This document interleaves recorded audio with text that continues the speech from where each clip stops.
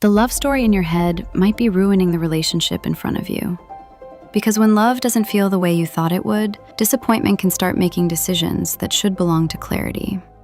When things feel flat, you might wonder if you're with the wrong person. And if the relationship isn't exciting all the time, you might assume something is missing. This doubt can start to feel like evidence that you need to leave, when the reality is your relationship may just have moved out of fantasy and into real life. And this is the risk.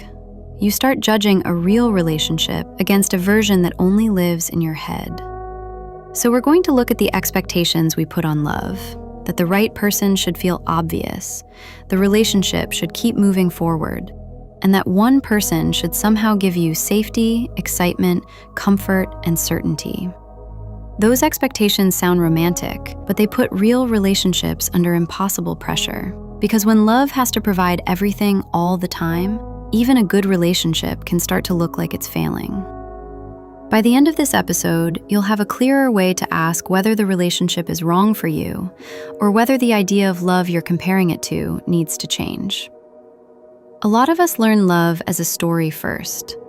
We learn it from films, songs, weddings, family expectations, breakups, social media, and all the little rules people pass down without noticing.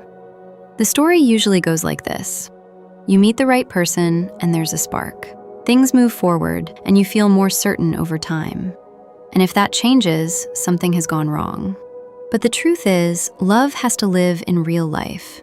It has boring weeks, awkward conversations, bad moods, and days where you love someone but you just need space. It's not a movie. It's two people trying to stay close while dealing with the stress of everyday life. The problem is that ordinary changes can start to look like evidence that something is wrong. The excitement settles, attraction becomes more complicated, and the butterflies don't show up on demand anymore. So you start wondering if love has changed shape or if the relationship has gone backwards. Early love is not designed to stay the same, and the first stage of a relationship can feel intense because you don't fully know each other yet. So while you're falling for a person, you're also falling for what they might represent. Eventually, the fantasy has to meet the person, and the person will not meet all of your expectations.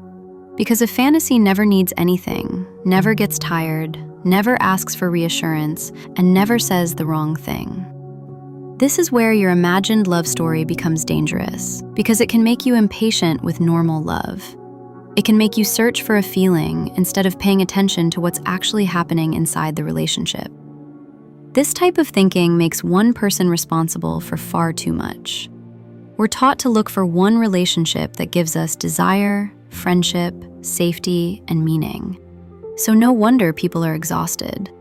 That's not a partner, that's a whole life support system. To be clear, this isn't a reason to stay somewhere your needs are being ignored. Some relationships should end. Love shouldn't require you to keep losing yourself just to prove you're committed. The point isn't to ignore your doubts. The point is to understand what kind of doubt you're having.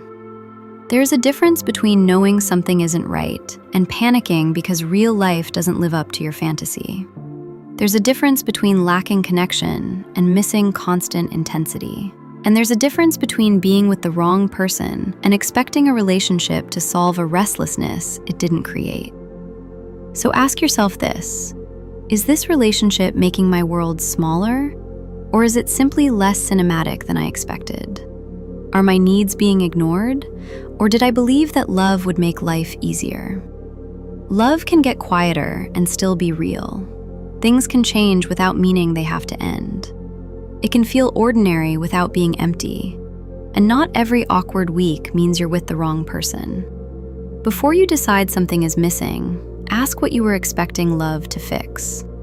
If the relationship has care, respect, and effort, be careful you're not calling it wrong just because it isn't giving you the fantasy.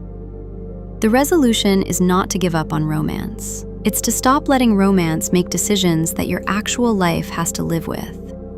A relationship can be flawed and still worth working on, and it can feel ordinary and still be very much alive. If it really is wrong for you, you'll see that more clearly when you're not using the fantasy as your comparison.